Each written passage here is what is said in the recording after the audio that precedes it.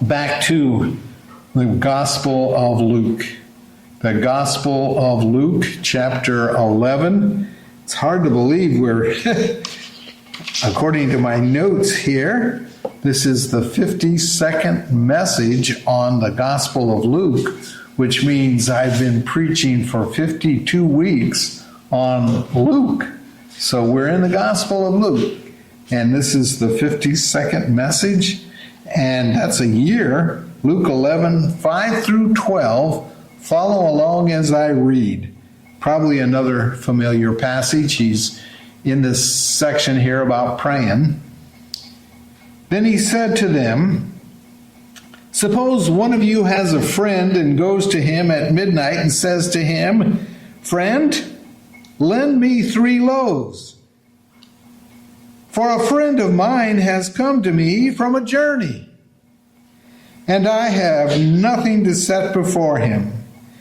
And from inside he answers and says, 'Do not bother me. The door has already been shut, and my children and I are in bed. I cannot get up and give you anything.'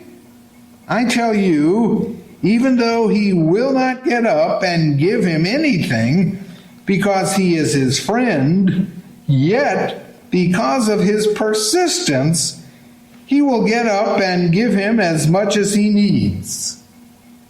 So I say to you, ask, and it will be given to you. Seek, and you will find. Knock, and it will be opened to you.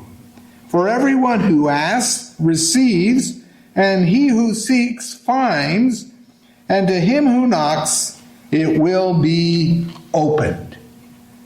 May the Lord God add his blessing to the reading of his word.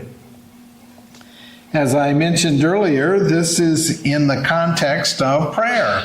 Remember last week, one of his disciples finally went up to him, and I don't know what prompted that. Maybe he heard Jesus praying, but he went up and said, "Lord, teach us to pray as John taught his disciples to pray."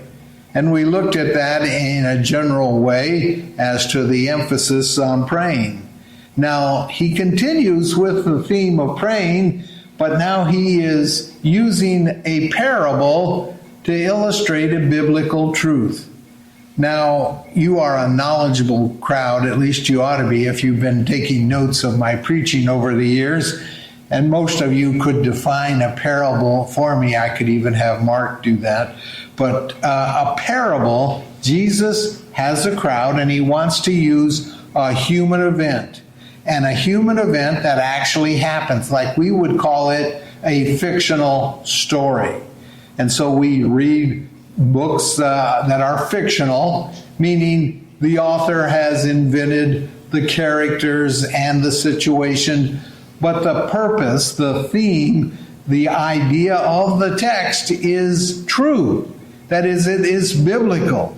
So in this context, Jesus, although he is using a parable of this man who comes and knocks on the door, and the unsympathetic friend, doesn't want to get up, the emphasis here is on getting an answer.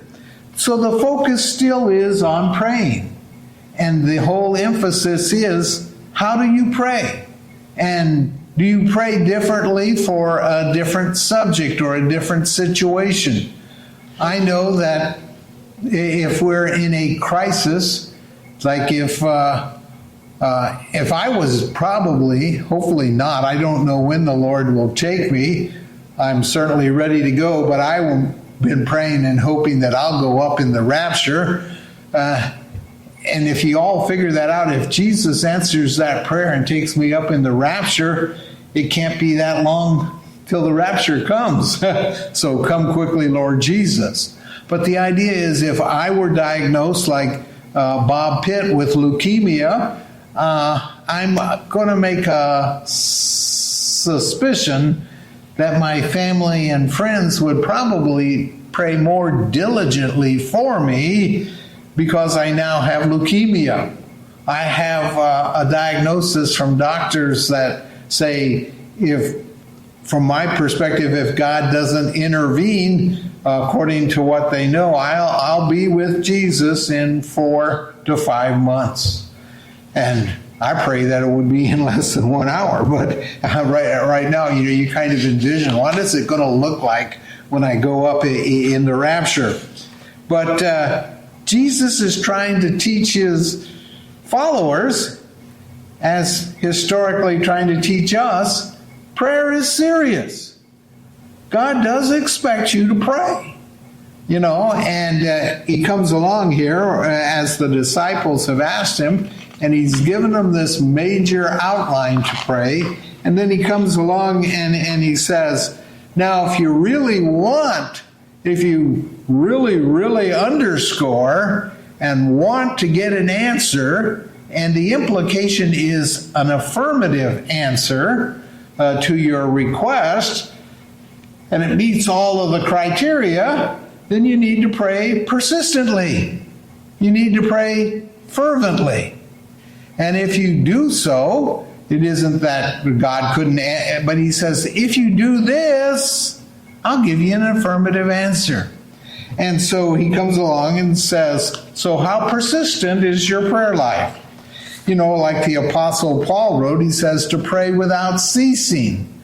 How many of us can actually say to myself, and I can't measure it, and it doesn't mean in numerical time, to pray without ceasing. I would hopefully say that my heart is such that, hey, if there is a situation and it comes to my mind, I pray for it. I pray for it. I pray for it. Now, I don't always mean audibly, but I do pray in my mind and say, oh, I remember that request that we had at prayer meeting. Oh, I remember that request that was shared. I remember that family that just lost a son by suicide. And I pray for them. So we could say, hey, are you praying persistently? So Jesus then illustrates this with this parable. And so he says, okay, here's a friend. Now, we're in a different culture. That is, this parable is for the culture of the day. So it's not like today. But he says, here is a request from a friend. This isn't just anybody. This isn't anybody on the street. This is a friend. A friend. Let's say, although it doesn't state that, let's say it's a close friend, because usually you would want a close friend would bother another close friend at midnight.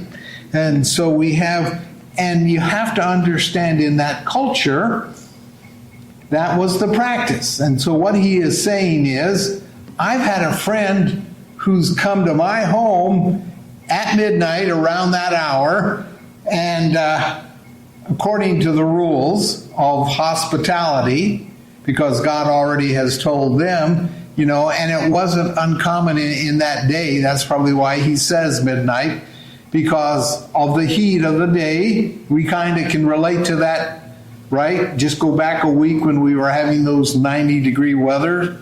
Just remember, I think it was last Sunday, and I'm so thankful the Lord blessed us and our air conditioning clicked on, and we didn't have to sit here and sweat.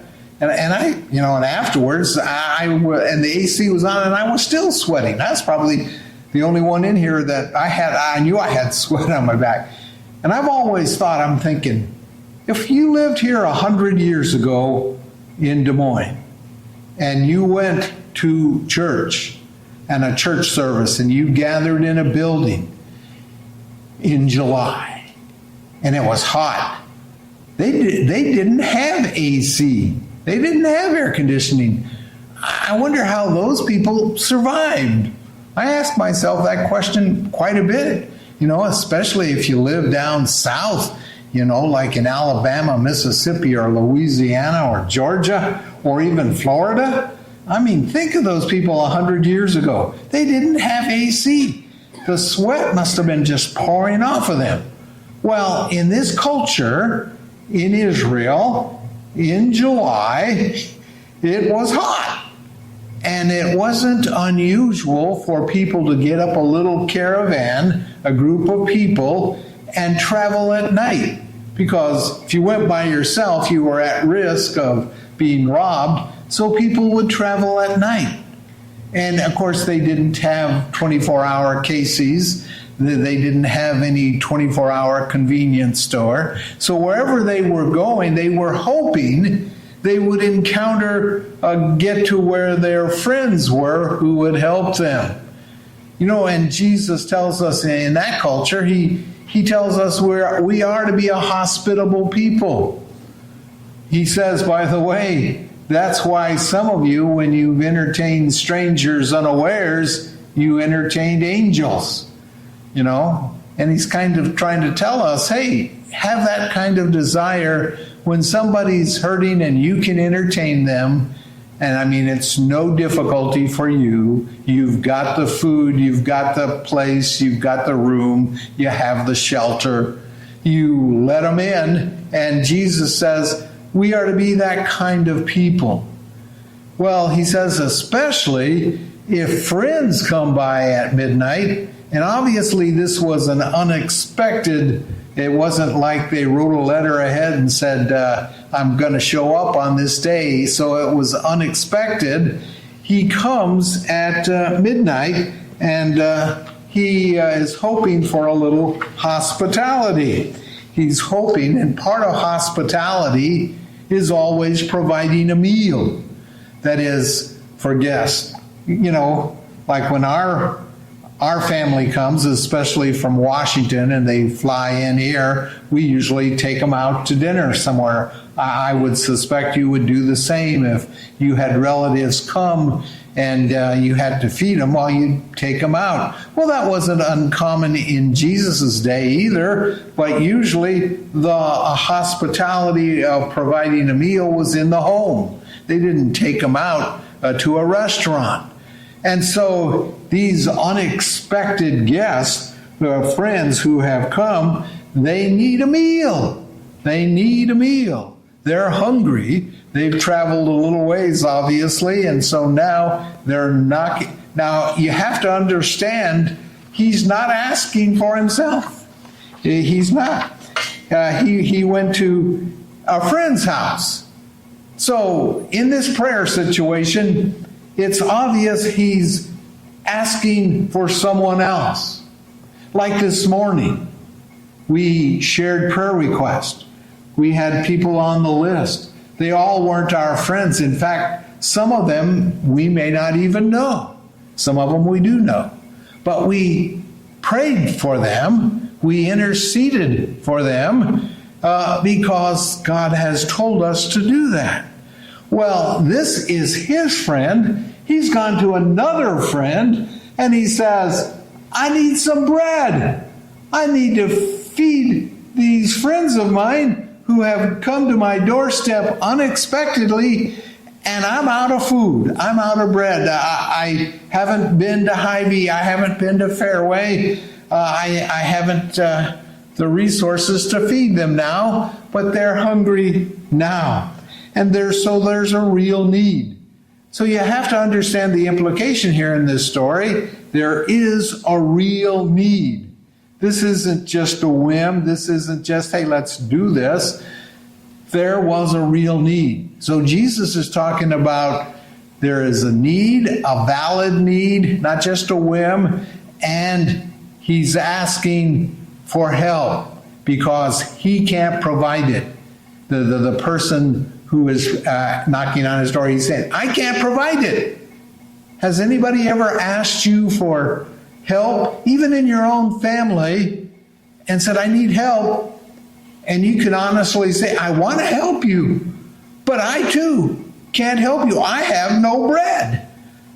Then if I really want to help you, then the need has been transferred to me in a sense. I've got to go and find food for my friends because I don't have any. So now it's been transferred to you. So in a sense, God is telling us when we intercede, we're interceding for friends, and we may not even know the person who is hurting other than they need this. And so he actually says to him, and he's not looking for a handout. He uses the word as he goes through the need. He says, lend. Will you lend me 3 loaves of bread so I can feed the people? Lend. You know, a lot of times, let's be honest, there are some friends who are always borrowing, and they say, lend it to me, and they're never going to pay you back. Never going to pay you back. You have friends like that? You have neighbors like that who said, hey, I'm going to lend this to me? You know you'll never see it again because they have no intention of paying you back. Well, in the original Greek, which we don't read, but if you would find this word lend actually underscores the intent to pay it back. So he is not just freeloading. He's not just taking it and saying, that's it, thanks. He really, truly in his heart says, well, when I have the ability, when I have the time, when I have the opportunity, I'm going to make it an effort. I am going to pay you back. This is a true loan. I'm not just taking advantage of you. So there is an intent there. So he's not just looking for a handout. He's saying, I really want to help these people, and if need be, I'm going to go and I'm going to pay you back. It's a legitimate request.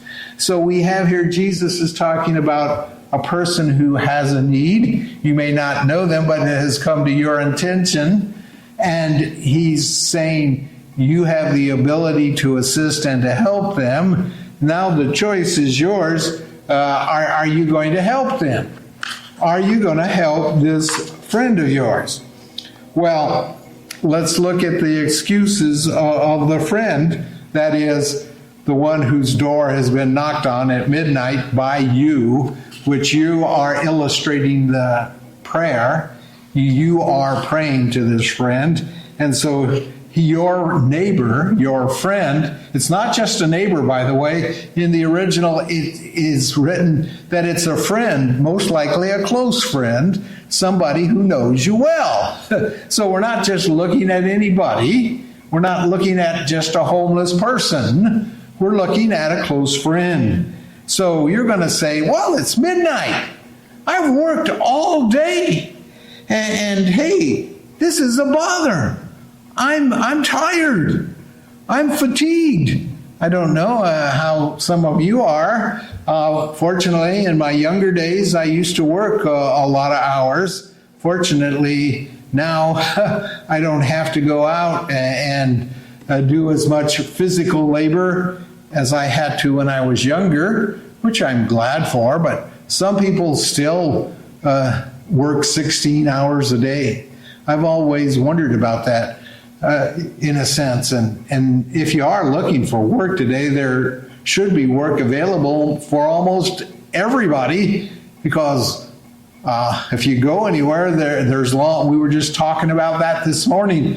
I mentioned to Bob and to Mark, I'm saying when Cheryl was up at Mayo Clinic a few years ago, she wanted some food from Burger King, a Whopper or something. So I went out, and this was in Rochester, Minnesota, very well-to-do city. You know, they have Mayo Clinic there. And so I go to the Burger King, I get into the drive-through line because I'm going to take it back to Cheryl, because now this is 6 o'clock in the evening. It's not like it's late, it's not like it's midnight, and there's only 2 men. They have to close down the dining room area because there's nobody to work the counter. The only thing open is the drive-through. And I say to the guy, I'm saying, where's all the help? You only got 2 people in here. He says, hey, if we could hire them, we would. Well, there's work available. You know, it's like sometimes we think, hey, it's below us, or we don't want to do it, or whatever. But here we have a situation where the guy is saying, I'm fatigued, I've worked long, I've worked hard all day, and hey, I was looking forward to coming home, crawling into bed, and going right to sleep. I don't want to bother you. You've probably been there. That's probably like me. I don't know who I would bother at midnight other than my wife, and I rarely do that or I get in a lot of trouble. I mean, you can envision, okay, here's your friend knocking on the door, and you say, I just got overboard, got my shoes off, crawled into bed. Well, he says, what do you do? He says, well, hey, are you going to help your friend? Well, he says, hey, and then he's going to come up with possibly another excuse. He's going to say the door is shut. Well, he means more than just shut, because the door obviously in any community is going to be shut at midnight. What he is trying to say is, we have bolted the door down. We're not open for business. We're not open for friends. We're not open. We have shut the door. And it's written in a way which means that it's been locked and bolted.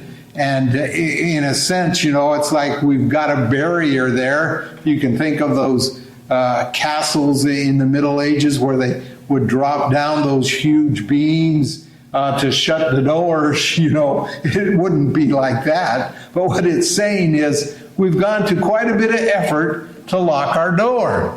The deadbolts are locked, or it's locked, and if I get up and let you in, it's going to wake the whole household. Probably knocking on the door, probably has already done that, but he's making an excuse. He's saying, hey, this is an excuse. Now, people are going to, if you go through it and it's going to say, God is going to answer that prayer, but sometimes we can honestly say, and the scriptures is clear, sometimes he says no. That is, even if you can bang on the door all you want, God does say no to you. So I'm not guaranteeing everything you pray you'll get, because God gives a list of things that he'll always say no to no matter what you do, in a sense. So we have to put it in the category or of the criteria. It's a legitimate need for a person. You're not, in a sense, even asking for yourself. You're asking for this friend, and it's a valid need, and they need it at this time. And it's right now. We're not talking future, Lord. We're talking, I'm hungry now. So sometimes you have to understand, God says sometimes the door is going to be shut and he's not going to answer because of sin in your life. You're not praying with the right motives, he might say. As James says quite often, hey, people have told me, I've prayed and prayed to win the Powerball. Well, yeah, you can be praying to win the Powerball for 25 years, and you can go to your grave and will not win. Statistically speaking, you probably will not win, because from my perspective, you do need God's intercession to win the Powerball. I mean, I don't know what the odds are. It's sort of like sometimes 1 in 365 million or something, more than the population of the United States. But what he's saying is, hey, you're only praying diligently and fervently for it so you can consume all of that on yourself. You are one greedy person, and I'm going to make sure your numbers don't come up. God says sometimes you can pray fervently, but you have an unforgiving heart. Remember I think it was last week or maybe 2 weeks ago, I pointed out sometimes we don't forgive.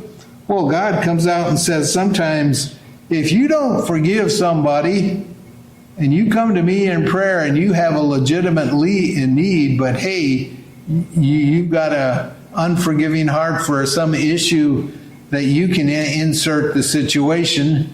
And I've actually met and talked to people like that. Like, oh, I'll forgive them, Pastor. As soon as they come to me and say they're sorry, I'll forgive them. I've met people like that. I don't have an unforgiving heart. Don't ever tell me that, because the minute you say that, when those words come out of your tongue, you're saying, I haven't forgiven that person. I know exactly what they did, and they've got to do this, and they've got to grovel. and then I'll say I forgive you, and most likely you will not have forgiven them. Well, God is saying the same thing here. He's saying, if you've got an unforgiving heart, I'm not going to answer your prayer, no matter how long and fervently you knock and ask. So he says, hey, I'm still not going to hear that.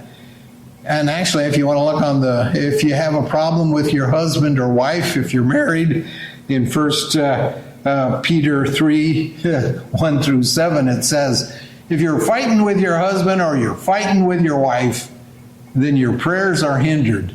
So it doesn't matter how much you are interceding, take care of the problem with your husband or your wife. So I always try and keep short tabs with my wife. I learned that a long time ago. So keep short tabs, man. But hey, in life, there are people who I guess are delusional and have issues in their home, and then God will bless them. It's not so. And James also says, if you don't truly believe in me and you're unstable in your faith, don't expect me to answer at all. So he comes to the next major excuse here. He says, hey, I'm in bed. I'm in bed with all of my kids. Now, you got to understand, we live in this culture, and we all have our own bedrooms. We give our kids their bedrooms. Some of our kids, we let lock the doors. Well, I thought a while ago, I toured Living History Farms. It's interesting if you haven't done that. They have all these different farms you can tour out there. And I went through, and I forget the age, I think it was the 1840 or 1850 farm. And they have these little log houses. I mean, it's actually, they call it a house, but it's one major room. I mean, and they were pointing out that at night, they would lamp a lantern over here, and they'd have all these covers, everything, and on the floor, mattresses with straw and stuff sometimes. And the whole family would have their sleeping order. I mean, they'd all get together in what you would call one bed. And when everybody was in bed, husband, wife, oldest son, oldest daughter, down, and then you pull the blanket over all of them, and you huddled up for the night, and you were asleep for the night. Yeah, it would be a pain in the neck to get up, because you'd have to wake up and step over everybody else there. Well, that's the picture in Jesus' day here. What he's saying is we're all in bed, because that was the way they did it back then. Unless you had a lot of money, the average person had their home, and they all slept in one room. And to generate heat, they would usually sleep together in one big group. It was the way they did it. And so he says, hey, that's what happens. And so he's saying here, hey, it's midnight, we're in bed. And the guy, he's knocking on the door and says, no matter what, maybe we can relate.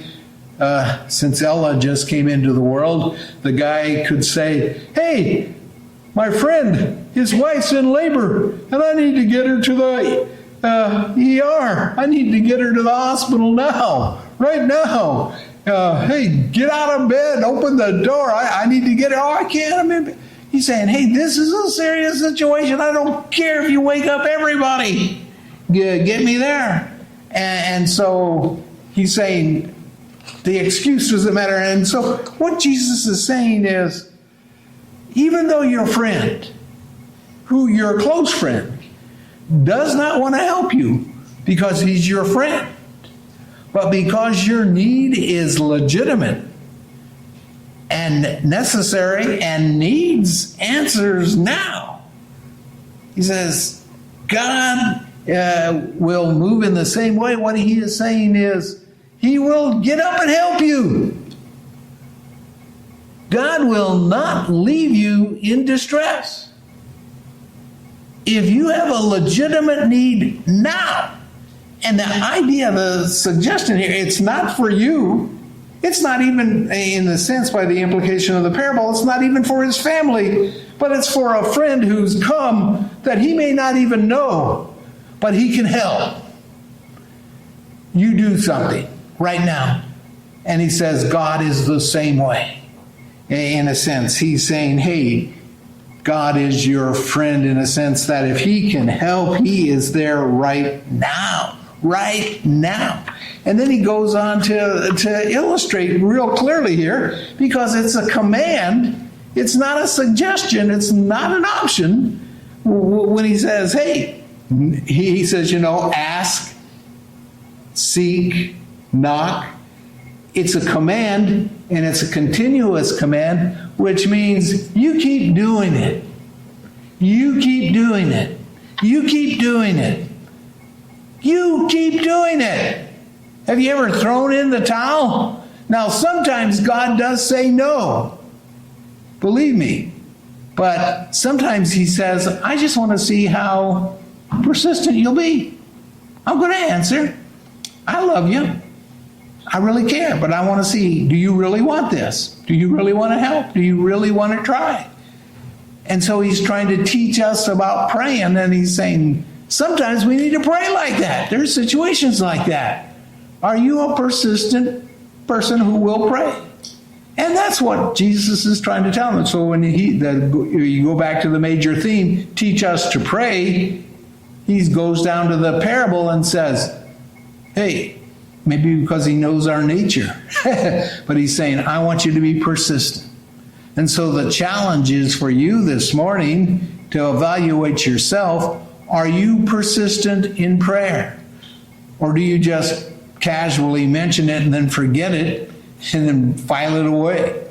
If it's that important and it needs, and you can do it, the whole context says, you can provide the bread. You can provide the transport. You can provide the shelter, or whatever the situation is at that point in time. You can do it. He's not asking you to do something that you are unable to do at all. He says you have it right there with you. His neighbor has the bread. He just, in a sense, didn't want to be bothered. So, are you that open to the Lord? Because sometimes he says, hey, I want you to do this, but I want you to pray. So look at your heart, look at your life, and say, as we're studying prayer, do you pray like that? Let's just stand now and close in a word of prayer. Heavenly Father, we have to readily confess sometimes we don't pray as we should, and we are not as persistent as we should, and we're not as fervent as we should. And Lord, help us to learn from this parable when we all will encounter situations like this in our lives.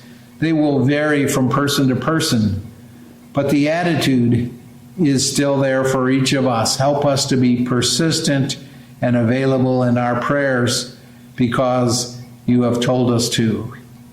In your name, amen.